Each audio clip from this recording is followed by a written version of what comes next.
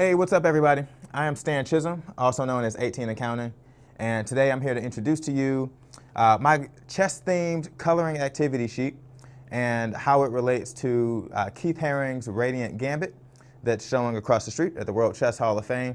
And I'm also going to explain a little bit of my process, how to interact with this activity sheet. And I'm also going to leave you with a couple of collaboration ideas for you to run with and take for yourself. So anytime I'm starting a project, the most important thing is understanding and addressing the intention of the project. And in this piece, I wanted to, in this case, for this project, I wanted to represent every piece of the chess game in my project. And I wanted to keep it abstract, and I wanted to have it be fairly narrative because those are things that I have going on in my piece across the street for the show. So the intention, let's see here. Well, we'll start over here. Check this out. So my piece across the street, I had a couple thumbnail sketches going on. And of course, these things didn't make the final cut. You know, the piece over there ended up looking something like these two. I kind of toyed around with this idea here. And I also had this kind of thing going on. And since it was sort of a, I would say sort of a byproduct of what I ended up making, but I wanted to celebrate it a bit too. I'm like, all right, well, how can I bring this back to life? Well, when I was given this opportunity to make the coloring sheet, I'm like, oh yeah, that's cartoonish enough, it's simple enough, it's open-ended so people, so people can interact with it. So I kind of made this the new focal point.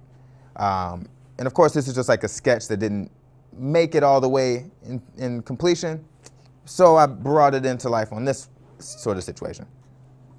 My ideas were I wanted to have every piece involved in the show, or for this piece. I keep saying piece, there's pieces in the game, there's pieces in artwork, the poetics of it, it's all there, it's cool. So I started sketching out each individual sort of symbols of each individual piece, and I wanted to sort of play with that. And I came up with this sort of thumbnail. I kind of brought this to life a bit more here. And I decided to sort of merge them all together, similar to my mural. I wanted to merge these all together, but in a more sort of whimsical, cartoonish way. So if you get into this, I'll go in and sort of highlight. Well, let's do this. I go from my thumbnail, and I take this, I'm like, all right, cool, I'm satisfied with that, but I need more room to work. I didn't want to work so fine, so I took this and blew it up into this scale. So this ends up becoming this is the original. It's got a little, some 2020 hand sanitation marks going on over there. I'm kind of into that. It works. But I took this and copied it because I wanted to keep the proportions, and I just wanted to give myself more room to add more life to it. So I like to use tracing paper quite a bit. If I were to go and highlight everything that's represented there, we'll go, we'll go red Sharpie. That's cool. So here I've got the Queen's piece is there. All right. And then I also have the King's piece is right here. So we've got like sort of a crown in a crown. All right. I kind of saw this here as the pawn. So we got some pawn activity going on in there. But then the pawn then is almost like wearing a horse or a knight's mask. So that's a little more obvious there.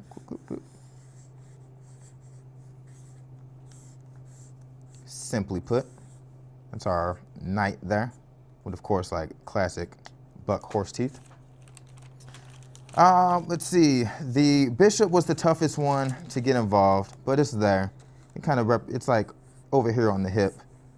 And I've kind of am a big fan of like the standard, that's a hole in cartoon language. So I put that there. So we got the bishop hanging out. And our rook, often known as a castle, I've got way back here in the background with a flag doing its thing on top of the hill there. So that was like one of my main intentions, is to sort of represent all of the pieces in one space. I want it to be really narrative, so I gave it this like nice little fun background. Let's see, what else here? So, of course, this is meant to be a coloring sheet. When I do that, there's a lot of steps by steps. I work with pencils, a lot of line work, but all of my lines have to be solid and bold. So after I blow up, make this copy of it, I trace it out in pencil, and then I come in and I do all of my bold line work. So I'm going to set this one to the side, and these are the actual copies. So I guess I would call it copy ready. It's very clear where the lines are, but it's still kind of abstract. You know, the sky kind of gets broken up in a couple different ways. And I just really wanted people to, I don't know, have fun with sort of these blurred lines. I've got all these different characters merged in one, all these different landscapes, sky, ground, where does one end, where does one begin. I enjoy that. So when it's time to color and make your own decisions on this, I prefer having several options of different things. So if I'm going to use black, I've got 3 different options. I got my fine, sometimes the marker is kind of fading out. I like to keep that. I got my several blues, so they can all be, you know, kind of layered in different ways. Always keep white on deck because it's good for highlights and blending. A couple different options for red, so I can go bold and wide if I would like to, or I can go fine details there. Standard pencil, never know. And I got one lonely yellow over here, but it's gonna be pretty cool. So if I'm ever using markers, I like to go with that first. So maybe I want to fill in my sky just straightforward. And you know, the importance of collaboration, it's interesting. I've been making a lot of coloring sheets lately, but I don't often color my own coloring sheets in. So in this case, it's like, you know, kind of self-collaboration. But of course, this will be you coloring it in. This will be you interacting with this. So you get to decide, you know, is it a dreary day? Is it gloomy? Is the skies gray? Or are they bright, perfect blue? What's nice is when you get these different options, you can sort of add in a little more details. It's helpful for like fading and making things a little more realistic. But, you know, we all know how to do standard coloring styles, and I'm not going to fill this whole thing up. You know, I think it's up to you to imagine it yourself. But I do think it's cool to sort of mix up how you fill it in. Maybe it's not that part, I can get away with it being solid because there's a lot of birds going on and it's pretty cool. Well, what if I want to do some blue up here, but instead of it just being solid, I switch it up and I add another blue, and that becomes maybe stripes. Ooh, fine details, that one breaks easily. And you can kind of do that with the same blue, but it just stands out a lot more if you've got several different options. If I want to sort of double plaid this one because I'm imitating what's going on underneath it. Some ideas. Or if I want to be a little more subtle, maybe I want this to be red, but I don't want it to be so bold. So instead of coloring it in, I'm just going to do like sort of polka dot style. I guess this style would be called stippling, technically. I like to start light, keep everything spaced out, because it's a lot easier to make things bold later than it is to start bold and to undo it, especially when you're working with a colored pencil. And I can get these things as close as I can, and then afterwards I may say, you know what, maybe I do want to make it more solid. Luckily I've got a more subtle red in the form of this pencil, and I can come in and fill that in like so. It's always nice to sort of test it out and see what's going on. Another thing I do, if I want to test things out, because I'm a big fan of tracing paper, I might lay this down and just test it out and see, like, well, what would it look like if that was red? I can see that without ruining the actual piece. It's not going to be exact, but it'll at least give you an idea of what's going to happen. And you can trace with normal paper. I sometimes will use a window to like create a light table just so I can see through the page and see what's going on. But yeah, you know, if I'm feeling it, I'll go for it. But I might be super light about it. So I can always come back in, and like I said, you can make it more bold later on. I also like to think of this as like practice for control in your pencils. Try to be really intentional about which direction I do my scribbles in. So notice I kind of switch and work with the shape that I'm coloring in. So reposition, reposition, reposition. This kind of makes it seem like it's intentional, right? Yeah, I guess I haven't rocked my yellow yet. Sometimes I like to, when I'm working, and I know I'm just kind of jumping around, but I like to identify the same shape and say, all right, I've got my yellow. What's all going to be yellow? Maybe all of these clouds are going to go yellow. And I'll just kind of go in and quickly identify what a cloud is. And I'll sort of lock those all in. If this were a painting, this technique would be called blocking in the masses. It's where you're going in and deciding these are all the big sections that are going to be yellow. And I can come back in and do more details later, but it just helps me quickly identify what's going on where. I'm even going to go with my speech bubble in yellow, which in this case, I'm going to do a little fade. I'm going to go super bold up top. I'm going to fade down to a light yellow. And I left this, this speech bubble here because I wanted this to be a narrative. I wanted there to be some sort of story that you get to decide. So maybe, I know it's a small space, but maybe you can decide what is going to go in here. When I'm trying to be smooth, I work more in like a circular motion. Over here, it's a little rough. It's very back and forth. But when I'm trying to be smooth, I sort of switch my actions to this mode. More like scrubbing a pot or a pan, as opposed to, I don't know, wiping a window. And I left that blank on purpose, so maybe you can add a little word. What is this? What's this hodgepodge of chess pieces saying? And for there, I'll switch over to another bold black because it's going to match the outlines a little bit better.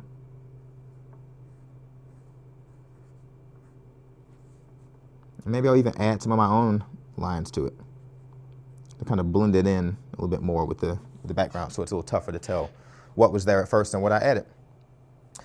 So I'm going to leave that at that, but I'm also going to introduce, we'll give you 3 different collaboration ideas.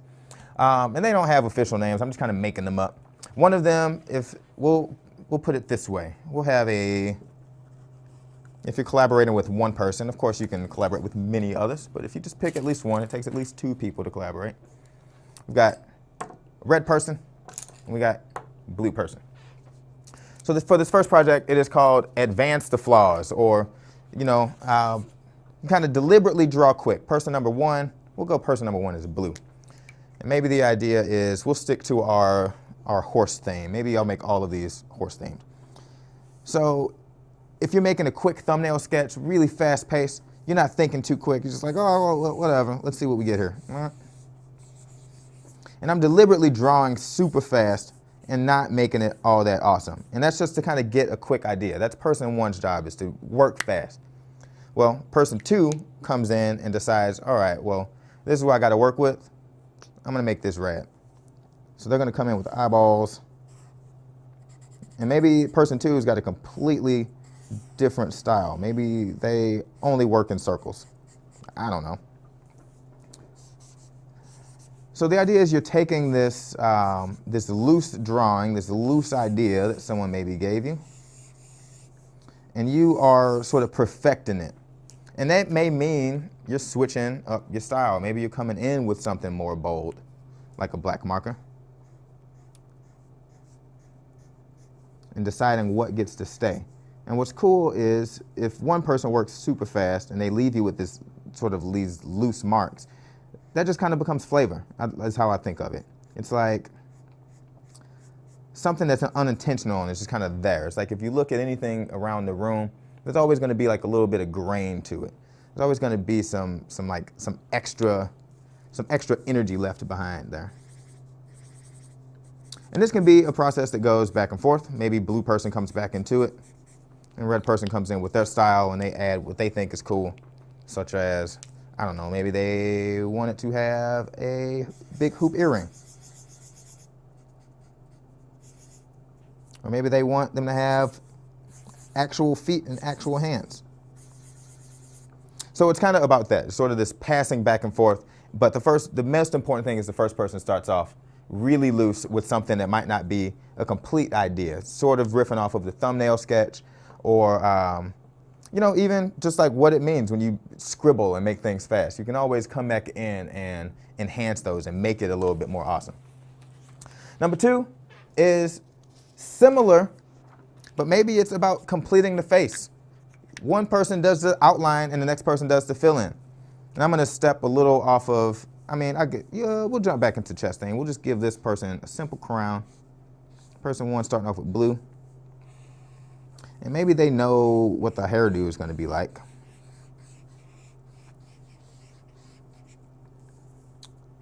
And maybe they know, you know, what style of clothes or what's going on here. Super quick drawing. But they do all these details and make everything as awesome as they possibly can, but they deliberately leave the face blank. And that gives you a lot of room for the next person that's collaborating to approach it with their style. Been into a lot of hash marks, that's my jam. I've also been into glasses, deliberately drawing glasses, because I feel like I've gone so long without doing it.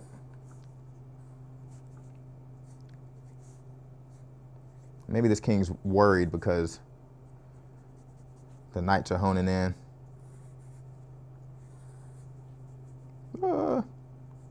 It's like the worry tongue.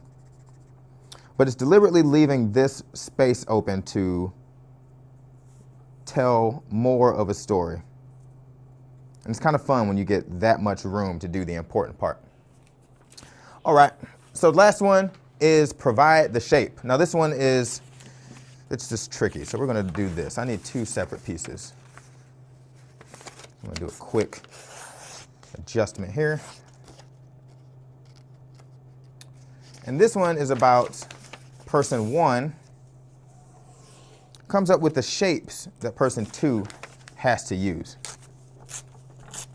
So perhaps the rule is, all right, no matter what you do, you've got to use this. Got to use this bishop shape. Got to use this crown shape. Got to use this pawn shape. And got to use this rook shape. So those are the rules. Those are the shapes that must be used to make whatever it is you want to do. Well, one way is you can go in and trace it. I think that might be cool. Maybe I want to make a completely different thing. And you don't have to trace it, but it's kind of cool if you want to have some consistency. What I call the human copy machine. And I'm just going to go for some abstract work here. It doesn't have to be anything in particular, but everything I make, these patterns are all going to be based off of what I was given. They don't have to be chess themed. That's just kind of what I'm in the mood for today. All right, so we got this sort of tower situation going.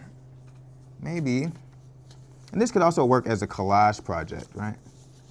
Or maybe I don't even want to use the whole thing. Maybe I'm just going to base it off of what I described as a bishop.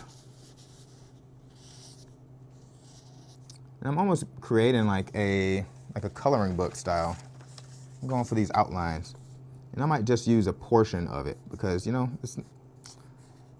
there's not any strict rules over here. You know, that's kind of the fun part. Let's get a couple circles going. Or pawns as I introduced them. And then you end up with something like that, whatever that piece is, right? So person 1 comes up with the shapes, and those are the rules. Person 2 uses just those shapes to create a totally new composition. So yeah, those are just sort of 3 quick collaboration ideas. Hopefully those are inspiring for you. Hope you enjoy the coloring sheet. Feel free to add whatever you want to it or share them with myself or the Chess Hall of Fame. Otherwise, enjoy your year, have fun, and be well.